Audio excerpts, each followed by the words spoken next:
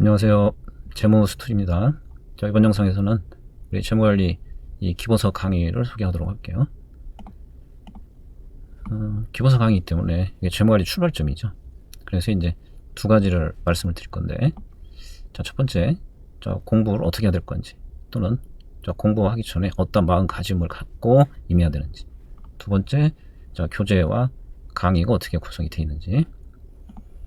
자, 우선 재무관리 시작할 때 첫 번째 당부드리고 싶은 얘기가 미리 걱정하지 말라는 거예요.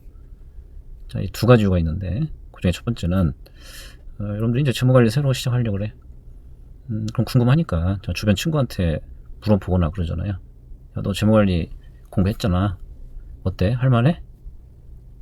되게 뭐라고 대답해요? 아, 너무 어렵다 라고 얘기를 많이 하죠. 그러다 보니까 덜컥 겁이 날 수밖에 없잖아. 자, 그런데 의외로 이 재무관리가 굉장히 재밌다, 흥미롭다라는 친구들도 많아요. 혹시 주변에 있는지 모르겠지만, 자, 그래서 재무관리가 줄여서 재무관리야. 재밌기 때문에. 자, 그래서 이 재무관리에 대한 생각들이 사람마다 이렇게 편차가 심한데, 아무래도 어렵다고 이렇게 반응하는 친구들이 더 많다 보니까 시작하기 전에 이제 덜커덕 겁을 먹을 수 있는 거죠. 자, 걱정하지 말라는 거예요. 자, 또 한 가지는 왜 그러냐면, 이 재무관리 책을 쭉 들춰보시면 얼핏 볼 때는 절반은 수식, 절반은 그래프. 물론 실제는 이제 줄 글이 훨씬 많죠. 자, 수식과 그래프를 많이 이용한단 말이에요. 그 이유가 어디에 있냐면, 여러분들 회계사 시험 대비로 공부하는 전체 과목들 중에 이 재무관리가 가장 논리적으로 구성되어 있는 과목이에요. 그래서 아무래도 이제 논리적 어떤 설명을 하는 과정에서 수식이나 그래프를 좀 많이 사용하게 된다는 거죠. 그래서 수리적인 부분에 대해서 부담이 있는 친구들 또 걱정을 하게 돼. 자, 그런데 우리가 사용하는 어떤 수리적 기법이라고 하는 것은 좀 수학 공부를 하자는 거 아니에요. 이미 정립된 어떤 함수나 그래프들 해석을 하는데 활용을 하는 것 뿐이죠. 자, 그래서 어떤 함수에 있어서 변수들 간의 관계, 또 다름이 아니고 함수를 그림으로 이렇게 표시한 게 그래프잖아요. 그런 해석 정도가 가능하면 되는 것이지, 복잡한 실제 수식을 풀어내거나 그런 거 아니니까, 자, 미리 걱정하지 마셔라. 또 기본서 강의이기 때문에 필요한 수리적인 부분들은 사전에 설명을 하면서 강의를 진행할 거니까, 자, 걱정하지 마세요. 자, 두 번째, 이건 너무 당연하죠. 어떤 과목이든지 최소한의 예습, 그 다음에 강의 듣고 복습. 근데 복습에다 제가 강조를 해놨죠. 이유가 있어요. 자, 재무관리라는 과목은 좀 전에 얘기했지만 이게 논리로 구성이 되어 있어요. 논리로 구성이 되어 있어요. 그래서 이제 각 주제 간 논리적 연계관계, 이런 부분들이 굉장히 중요해. 우리 제목은 재무관리지만 실제 재무관리에서 이론적으로 공부하는 건 이 가치평가라고 하는 거예요. valuation. 물론 지금은 무슨 얘기인지 이해 못하겠죠. 나중에 수업 계속 듣다 보면 이제 익숙해질 거야. 가치평가, valuation을 공부하는 것이고, 그럼 이제 우리가 공부하는 각각의 주제들이 다 이 가치평가라는 큰 틀 내에서 하는 역할들이 있어요. 그 역할이 뭔지라는 것들을 염두하면서 공부를 하셔야 되고, 그러다 보니까 이 주제끼리도 서로 다 연결이 돼 있어요. 자, 그렇기 때문에 우리 앞서 이미 지나간 부분을 제대로 이해를 못하면 그 다음에 공부한 내용을 이해하기는 거의 불가능하다고 보시면 돼요. 자, 그래서 혹시 여러분들이 실강이든 인강이든 강의를 듣고 있다 그러면 그날 수업 들은 부분이야, 그 부분을 반드시 그날 다 복습을 해서 어느 정도 또는 충분히 이해를 한 상태로 그 다음 강의를 들어야만 그 다음 강의 이해가 가능하다는 거예요. 그래서 이런 식으로 쭉 논리적으로 연결되는 구조를 갖고 있기 때문에, 자, 반드시 복습을 철저하게 해서 이전 내용을 충분히 이해한 상태에서 그 다음 강의로 넘어갈 수 있도록 하셔야 된다는 걸 이해해 두시고, 그 다음에 세 번째, 철저하게 이해 위주로 공부를 해라. 이건 어찌 보면 너무 당연한 거죠. 우리는 결국 시험을 치러 가야 되기 때문에 시험장에 들어갈 때는 문제 해결에 필요한 부분들을 충분히 물론 암기한 상태로 들어가야 되는 거지만, 그렇다고 해서 밑에 이 단순히 어떤 공식을 그냥 외웠다, 그거 가지고는 절대 문제 풀이 할 수가 없어요. 철저하게 이해에 기초해서 암기돼 있어야만 그걸 통해서 문제 풀이가 가능하다. 특히 계산 문제 같은 경우는 여러분들 문제 요구사항, 문제에서 원하는 게 뭔지를 해석을 할 수 있어야 되거든요. 그거는 단순 암기된 공식으로 해석할 수 있는 게 아니고, 철저하게 이해를 통해서 이래서 이러한 논리 구조로 이루어져 있고, 그러니까 자, 이 수식을 통해 해결하면 되는구나까지 연결해서 이해하고 있어야만 자, 그걸 문제 풀이에 적용할 수 있다고 하는 거죠. 그래서 반드시 철저하게 이해 위주로 공부를 해라. 자, 그 과정에서 제머리 공부하실 때는 좀 많은 생각 또는 고민을 하는 연습을 하셔야 돼요. 또는 좀 사고를 유연하게 가져야 돼.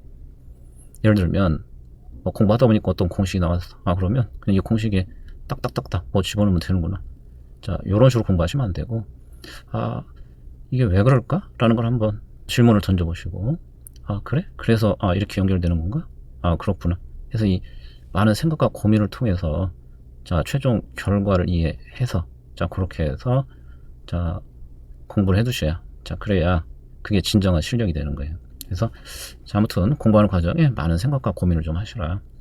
특히 나중에 여러분들 파생성품 쪽에 가면 특정 결과를 얻어내는 이 접근 방식, 문제 푸는 어떤 방식이 굉장히 많아요.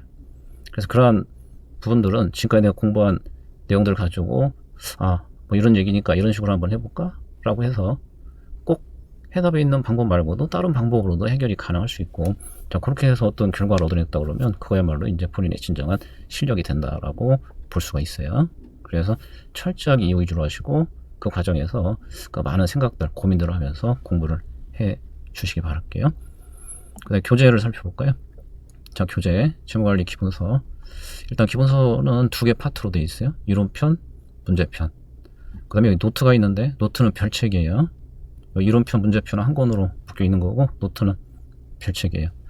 자, 우선 이론편에는 어떤 내용들이 있는지 볼까요? 자, 이론편의 가장 핵심은 두 번째, 본문이죠. 이론 설명된 부분, 그 다음에 이론 이해를 위해서 집어넣은 예제. 이게 핵심적인 내용이고, 맨 위에 보시면 그 장별 목차라고 되어 있네요. 각 챕터 시작하기 전에 해당 챕터의 그 목차가 제시가 되어 있어요. 자, 거기에 뭐가 표시가 되어 있냐면, 자, 그 챕터 내의 주제 중에 과거에 1차 시험에 출제되었던 주제, 또 2차 시험에 출제되었던 주제, 이게 다 표시가 되어 있어요. 그래서 그걸 활용을 해서 어떤 부분에서 시험에 잘 나오는구나. 그래서 이제 어떤 부분이 이 챕터 내에서 중요한 거구나 라는 걸 자, 확인하는 목적으로 활용을 하시면 돼요. 물론 강의 중에는 각 챕터 시작하기 전에 제가 이걸 다 미리 체크를 하고 와요.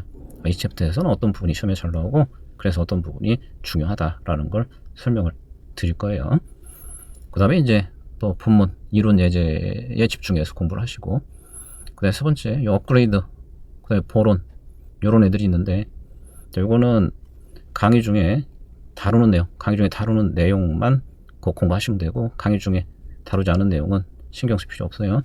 되게 이 내용들은 여러분 2차 시험에서도 거의 안 나오는, 2차 시험에서 정말 어쩌다가 나올 수도 있지 않나라는 정도, 그 정도 내용들을 실어놓은 거기 때문에 특히 기본서 단계에서는 뭐 여기까지 신경 쓸 필요는 없어요. 자, 그 다음에 이제 문제 쪽으로 가면 객관식 문제와 주관식 문제로 구성이 돼 있어요. 그래서 이 객관식 문제는 우리 강의 중에 다 다룰 거예요. 반면에 주관식 문제는 강의 중에 다루지 못해요. 시간도 부족하고 또 기본서 단계에서 여기까지 하는 건 쉽지가 않은 거기 때문에. 다만 이 주관식 문제도 여러분들 복습할 때는 가능하면 한번 보세요. 이걸 뭐 제가 강제할 수는 없는데 가능하면 보셔라. 단 주관식은 여러분들 처음 공부하는 단계에서 한번 이론 공부하고 뭐 예제 푼 수준으로 해결할 수 있는 문제들은 사실 아니에요. 그렇기 때문에 이 문제 풀려고 해도 잘 안 풀릴 텐데, 제가 그 2차 시험 공부하는 친구들한테는 문제 풀면서 절대 해답을 먼저 보지 말라 그래요. 자, 그거는 바로 실전에 들어가야 되어서 해결 능력을 키워야 되기 때문에 자꾸 문제를 반복해서 보고 문제의 포인트를 찾는 연습을 해야 되기 때문인 거예요. 자, 반면에 여러분들은 문제를 읽었는데 이해가 잘 안 된다. 그럼 해답을 좀 적극적으로 활용하세요. 그래서 해답을 통해 이 얘기가 뭐 이런 얘기구나, 이게 뭘 물어보고 있는 거구나 라는 정도를 확인하는 수준에서 주관식 문제를 좀 복습할 때 활용을 해 주시길 바라고. 그래서 이제 이 강의 핵심은, 기본서 강의 핵심은 요 이론편, 요 별표 표시했죠? 이론편, 특히 본문과 예제, 그 다음에 객관식 문제풀이. 자, 요게 기본서 강의 핵심이다. 그 다음에 이제 노트. 자, 노트는 두 가지 목적이 있는데, 첫 번째는 강의에 집중해라. 어떤 사람은 강의 내내 필사하는 사람도 있어. 예? 제가 강의하는 거 토시도 하나 안 빼고 다 받아 적는 사람. 그러면 필기는 되었을지언정 이해한 건 아무것도 없는 거죠. 그래서 필기에 전혀 신경 쓰지 마시고 강의에만 집중하라. 제가 필기하는 내용 노트에 다 들어있기 때문이에요. 그래서 강의에 집중하라는 게 첫 번째 목적이고, 두 번째는 자 나중에 좀 1차 시험에 다가가면 아무래도 과목별로 이 서브노트가 있으면 공부하기가 훨씬 수월하단 말이에요. 빠른 시간 내에 리뷰를 할 수 있잖아. 그래서 이 서브노트로 또 활용할 수 있도록 하기 위해서 자 노트를 강의에 활용을 하고, 실제 여러분들이 강의 수강을 하는 경우에는 노트가 꼭 필요해요. 실제 제 강의는 원래 책 그다음 노트 이게 거의 한 반반 정도 활용해서 강의가 진행이 되기 때문에 강의 수강할 때는 노트도 꼭 필요하다. 자, 그래서 우리 기본서 강의 소개 이 정도 마치도록 하고, 이거 반복해서 계속 보기로 했죠. 자, 다시 한번 리마인드 하고, 자, 이렇게 해서 이번 영상 여기서 마치도록 할게요.